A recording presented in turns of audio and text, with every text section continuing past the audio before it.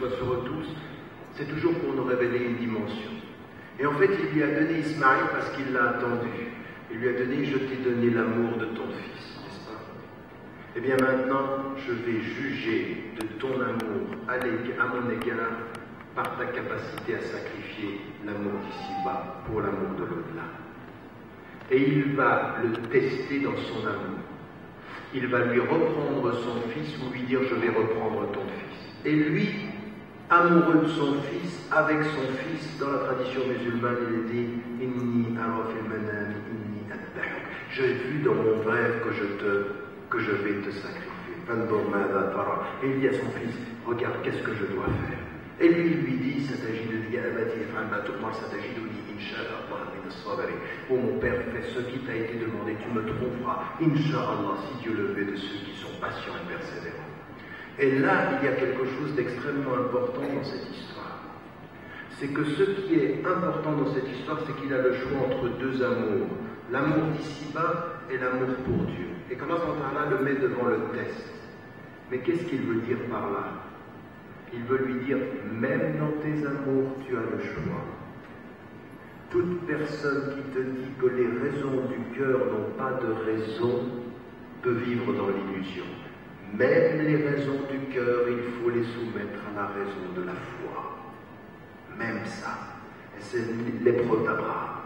Ça veut dire que même dans l'amour, il faut que tu ailles jusqu'au bout des choix. Pourquoi aimes-tu? Qui aimes-tu? Que fais-tu de tes amours? Est-ce que tu aimes pour lui ou est-ce que tu aimes pour toi? Pourquoi? Et la deuxième histoire, c'est Ya'qub, alayhi salam. Et lui, il aimait son fils. Et il avait 12 enfants. Et il y en avait un, il s'appelle Youssouf, alayhi salam. Et ses frères sont jaloux de lui, ils veulent le tuer. Il est plus aimé par notre père que nous, on va le tuer. Et il ne sera pas mort, et il va le retrouver. Et Ya'qub, il vient vers lui et lui dit, ton fils, il est mort. Il dit, non, il n'est pas mort. Je sens qu'il n'est pas mort. Et qu'est-ce qu'il fait lui? Même dans ses amours, il met des priorités. Je l'ai aimé, ce fils, peut-être plus que vous, parce qu'il est dans le bien et que vous voulez son mal. Je choisis l'amour du bien, pas l'amour des êtres. C'est le bien en lui que j'aime, et c'est le mal en vous qui me fait peur. Sabrun jamil, wallahu al-musta'an. Ça veut dire que même Ya'qub alayhi salam, il nous envoie un message. Il a 12 enfants. 11, en fait 10, veulent le mal, un veut le bien, une autre est une victime. Et lui, il leur dit, vous saurez bientôt les raisons de mon amour pour lui. Je l'aime de l'amour d'un père et je l'aime de l'amour d'un croyant. Il est mon fils et il est croyant. Et plus tard, ce fils qui est croyant, qu'est-ce qu'il va faire? Par le choix que lui fait de l'amour, il va tous les mettre d'accord. Les 10 enfants plus les parents.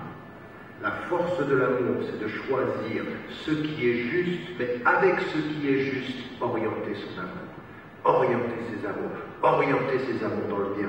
Ça veut dire, faites attention à votre cœur. Ça veut dire, votre cœur, il faut le maîtriser. Ça, c'est du naturel au spirituel. Aimer son enfant, c'est bien. L'éduquer à ce qu'il aime Dieu, c'est la voie du succès. Et aimer ses parents, c'est bien. Les aimer en Dieu, ça, c'est le succès. Et que Dieu nous aide. Et un silence de méditation, Inch'Allah.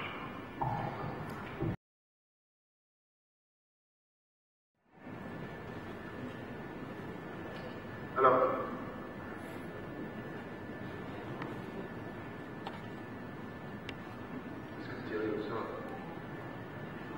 bien, alors je vais prendre. Là, il y a une question, il faut qu'on soit clair. Est-ce qu'il y a au soufisme quelle voie suivre? C'est une question de quelqu'un qui est malin. Il y en a qui aiment ça, qui viennent, et on va lui poser une question, on va voir. Parce qu'en fait, ce qu'ils veulent voir, c'est comment je vais tomber dans un piège ou pas. Parce qu'il y en a certains qui sont plutôt de tendance littéraliste, le soufisme. Dès que tu disposes, c'est fini. C'est sorti de l'islam. Et il faut qu'on se mette d'accord. Il faut qu'on se mette d'accord déjà quand on parle de quelque chose, il faut avoir un minimum de connaissance de ce dont on parle. Ce qui a été à un moment donné le soufisme, c'est un mot qui est venu après le début de l'islam, mais qui a traduit une attitude avec Dieu que le prophète avait. Alors, vous pouvez oublier le mot soufisme. Ce qui est important, c'est de se dire qu'est-ce que le prophète faisait. Le prophète, qu'est-ce qu'il faisait? Il priait comme nous prions 5 fois par jour, n'est-ce pas? Il jeûnait comme nous jeûnons une fois, un mois par an. Il faisait tout ça. Hein, les 5 piliers, il faisait tout ça. Mais pendant la nuit, il priait plus que nous, n'est-ce pas? Au point que ceux qui étaient avec lui dans la prière disaient « Sa prière était si longue que nos chevilles enflaient, tellement c'était long, tellement il priait longtemps. » Le prophète, il priait pendant que les gens dormaient. Le prophète, il jeûnait quand les gens mangeaient. Et comme éducateur, à des moments donnés, il ne jeûnait pas pour montrer aux gens que dans certaines circonstances, on ne jeûne pas. Quand il était en voyage, une fois, il était avec Aïcha, et puis elle jeûnait, lui, il ne jeûnait pas, elle priait toutes ses prières, et lui, il faisait le qasr wal-jam', c'est-à-dire, selon la tradition, il écourtait ses prières et il les mettait ensemble. Puis sa femme, elle lui dit, mais comment c'est possible? Moi, je jeûne, et toi, tu ne jeûnes pas, je prie, et toi, tu écourtes tes prières. Et puis, la réponse qu'il lui donne, il dit, ahsantiya, regardez, ahsanti, Hassan, de nouveau le même mot, ahsantiya, Aïcha, tu fais bien, Aïcha. Parce que des fois, il est un éducateur, il allège, mais dans sa vie personnelle, il alourdit. Oui, devant les gens, il dit, léger, hein, allégé. Hein? Yassiru wa la tu'assiru. Facilité, ne rendez pas les choses difficiles. Mais lui tout seul, il jeûne, il prie, il rajoute. Et ça, qu'est-ce que vont faire des gens? Ils vont dire, il y a une voie qui est d'ajouter plus d'adoration, de faire des nawafil, et il y a des gens qui vont donner un ordre par rapport à ça. Qu'est-ce qu'ils cherchent? C'est ceux qui ajoutent plus, ils cherchent la tazkiya. Donc au bout du compte, ce que l'on veut tous en islam, quels que soient les chemins que l'on choisit, c'est la tazkiya. C'est tazkiya tel-nafs, purifier notre être. Purifier notre être par les actes d'adoration et par ce que nous ajoutons. C'est les tazkiya qui comptent. Alors certains ils vont donner une méthode. Cette méthode, elle n'est pas exactement liée à des choses que le prophète a données, mais c'est une méthode qui va suivre la voie qu'il a prescrite. Certains vont ajouter des choses qui sont des choses que le prophète a faites une fois et eux ils vont le faire comme une méthode. Est-ce que ça les sort de l'islam? Non, on peut être d'accord ou ne pas être d'accord. Ce sur quoi nous sommes tous d'accord, c'est l'objectif. Est-ce que l'objectif c'est d'adorer Dieu sincèrement et de l'adorer que lui en ne faisant rien qui ne soit une chose qui est interdite par l'islam? Ça c'est ce qui est éternel. Et de ce point de vue-là, on suit cette voie-là, et il n'y a rien de mal à ce travail du souvenir, de répéter les prières, d'ajouter des prières de surérogatoire, tant que l'on reste dans ce qui est accepté par l'islam et qu'on n'y ajoute aucun élément d'innovation dans la aqidah, aucun élément d'innovation dans les ibadat. Tant que ceci est clair et qu'on ne rajoute rien, des voix qui sont, comment est-ce que l'on répète, par exemple, vous savez, même dans les hadiths du prophète, il nous dit, par exemple, à des moments donnés, de répéter 33 fois. Lui-même, il dit, vous connaissez l'histoire avec sa fille, Fatima Mahra, quand elle va vers lui et qu'elle lui dit, j'ai besoin d'un serviteur qui m'aide pour les pauvres, et lui, il lui dit, je ne peux pas donner de serviteur, je ne peux pas te donner de privilège, mais par contre, il vient s'asseoir au chevet de son lit, et il lui dit, tu diras, Subhanallah, Alhamdulillah, Allahu Akbar, 33 fois. Qu'est-ce qu'il est en train de lui dire? Il lui donne un chiffre. Et ce chiffre-là, il est simplement pour qu'il y ait une répétition dans le dhikr. Eh bien, il y en a qui vont prendre ceci et qui vont en faire une méthode. Eh bien, il n'y a rien qui sort de l'islam en faisant ceci. Ils établissent une méthode à la lumière de ce que le prophète a dit. Et donc, tant qu'ils n'ont pas fait qu'une chose haram soit halal, eh bien, on est dans cette voie-là. Donc, dès que vous entendez un mot, ne dites pas aux gens t'es dehors ou t'es dedans. Sachez qu'est-ce qu'on entend par ce mot, qu'est-ce que font les gens. Parce qu'il y en a qui viennent et qui vous disent, moi je suis soufi, ils prient plus, ils jeûnent plus, et ils font n'importe quoi. Ça c'est pas du soufisme, c'est pas de la spiritualité, c'est pas de la tazkiya, c'est la destruction de l'islam de l'intérieur. Et de ça nous ne voulons pas. À ça nous dirons non, ça n'existe pas. Maintenant, de dire je veux prier et purifier mon cœur. Je veux prier et purifier mon âme. Oui, il faut le faire car le prophète sallam le faisait dans le silence et sans que personne ne s'en rende compte. C'est ça le tahajjud, c'est pour ça qu'on prie la nuit. Une des choses qui m'a le plus impressionné personnellement, vous savez, c'est des petites histoires, mais une des choses qui m'ont le plus personnellement impressionné sur ce que l'on m'a dit de mon grand-père, rahimahullah, au-delà de toutes ces bêtises que les gens racontent à travers le monde aujourd'hui, c'est un jour où il était en voyage avec un de ses élèves. Et il est en voyage avec un de ses élèves et il voyageait, vous savez, à l'époque, dans les années 40 en Égypte, le train, c'était très très long, c'était la chaleur, il faisait 40 degrés, il voyageait dans le... Et à un moment donné, il s'arrête quelque part, ils sont très très fatigués. Il dit, moi j'étais fatigué, ça faisait des jours qu'on voyageait, et puis on s'arrête, et puis on se remet dans une chambre ensemble. Et lui, il est à côté de moi, il me dit, Omar, tu dors? Il s'appelait Omar Telmisani qui était avec lui. Et lui, il dit, non, je dors pas. Et il s'arrête. Il le laisse. 20 minutes plus tard, Omar, tu dors? Et il dit, non, je dors pas. Ils étaient très fatigués. Troisième fois, il lui dit, Omar, tu dors?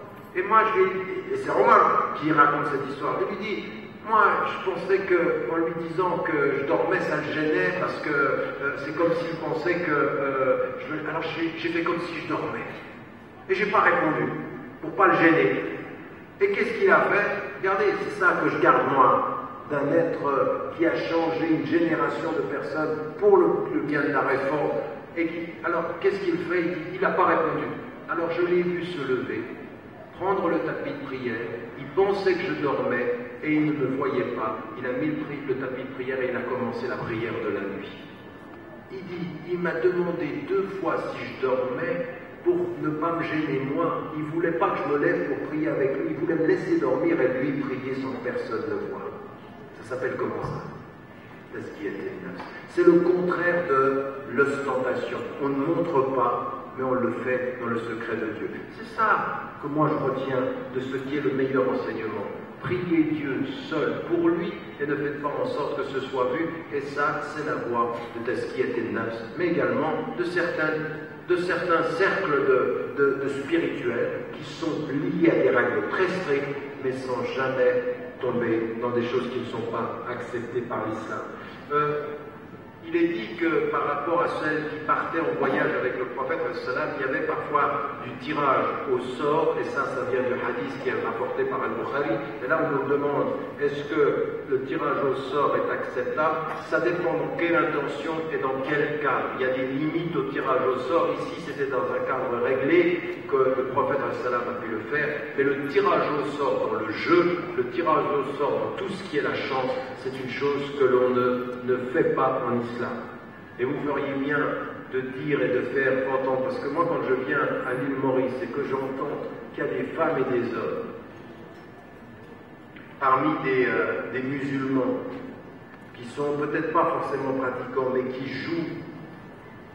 jouent sur des courses de chevaux, qui jouent sur la loterie, qui jouent pour gagner de l'argent, une des choses qu'il faut absolument que l'on cesse, c'est tous ces jeux de hasard. Ces jeux de hasard sont contre notre éthique. Au lieu de mettre de l'argent en espérant gagner des millions, donne l'argent aux pauvres, c'est peut-être là que tu gagneras ton paradis. Il faut arrêter tout ce qui est lié aux jeux de hasard. C'est malsain, c'est non-islamique et ça n'est pas digne d'une communauté de foi. Ça, c'est pour répondre plus généralement à cette question. La liberté de la femme en islam est-elle celle comprise par l'Occident? Comprise ou comparée? Comprise, comparée? Est-elle comparable à celle que l'on offre aux femmes en Occident? Alors, ça c'est une excellente question. La fille Mariam, elle aura la possibilité d'aborder cette question, Inch'Allah, c'est mardi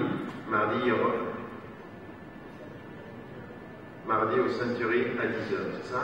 Inch'Allah, ça c'est une bonne question à aborder, parce que c'est aussi important dans toutes les discussions qu'on a sur la question des femmes de véritablement se poser la question du fondement et des conditions de la liberté des femmes. Je pense que vous aurez l'occasion d'y revenir Bien entendu, il y a des différences, bien entendu, on n'est pas toujours d'accord, mais il y a aussi des choses qui sont similaires, et j'ai essayé de commencer à l'aborder, et de ce point de vue-là,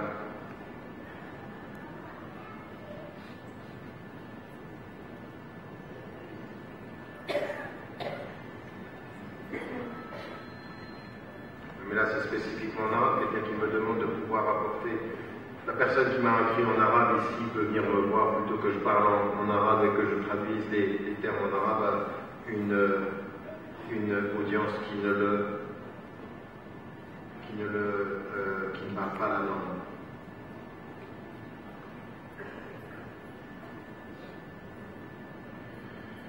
Salam alaikum, le conflit israélo-palestinien affecte le monde arabo-musulman. Comment voyez-vous l'évolution du conflit à la lumière du Saint-Coran? Écoutez, on ne va pas rentrer, c'est pas vraiment le sujet aussi aujourd'hui, et c'est un long sujet dont j'ai beaucoup parlé.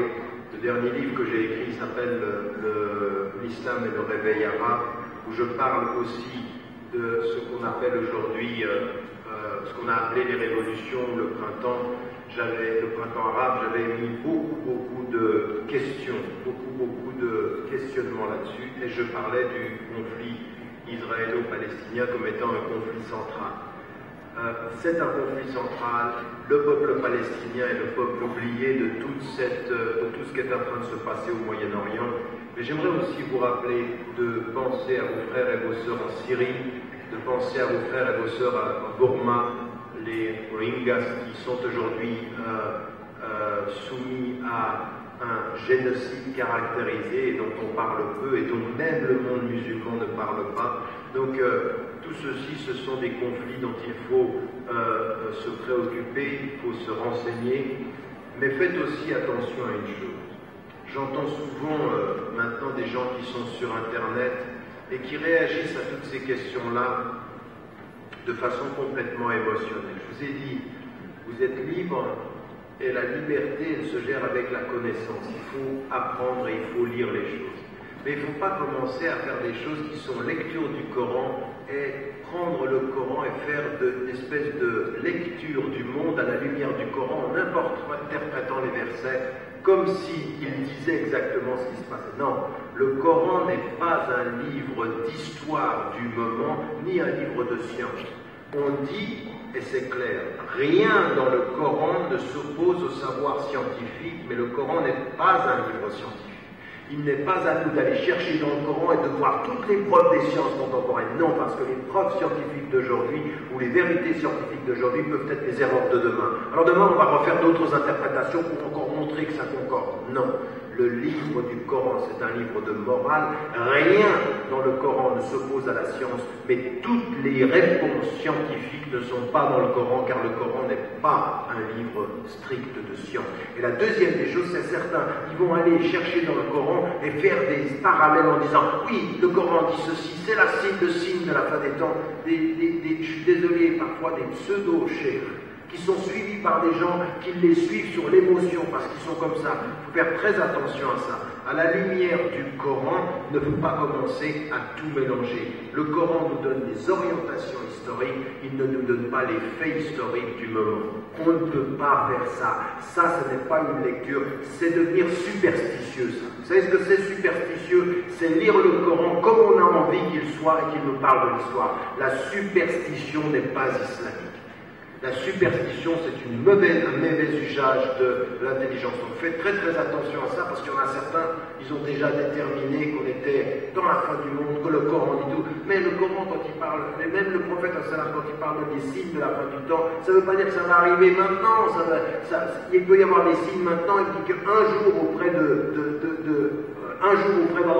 c'est 1000 ans pour nous, comme nous dit le Coran. Donc c'est des choses qui sont sur le temps long, et on a des lectures très superstitieuses aujourd'hui, fabriquées par une pensée qui est tout à fait simpliste. Donc il faut faire attention à ça, il ne faut pas tomber dans cela. Puis la deuxième chose que je voulais vous dire, c'est qu'on le voit aujourd'hui en Occident, il y a des gens qui ont très bien compris comment il fallait attirer les musulmans. On voit aujourd'hui des gens qui attirent les musulmans en étant antisionistes, simplement critiquant l'État d'Israël, et les musulmans commencent à s'intéresser à ces gens-là uniquement parce qu'ils sont antisionistes. Non, faites attention, on a une nouvelle forme d'antisionisme aujourd'hui qui provient de gens dans le monde occidental qui sont racistes, xénophobes et qui n'aiment pas l'islam. Ils veulent l'islam pour le nombre, ils ne veulent pas les musulmans pour la sincérité, ils veulent les instrumentaliser en disant on est avec vous contre Israël, soyez avec nous sur d'autres domaines. Et ils ne sont pas bien intentionnés. Ils ont compris que les musulmans fonctionnent plus par l'émotion que par l'intelligence. Méfiez-vous de ceux qui vous attirent par des messages politiques superficiels. Il faut vraiment... Non. Faites attention à cela, soyez plus portés à la connaissance, sachez qui sont vos vrais amis et ne faites pas de lecture simpliste des choses.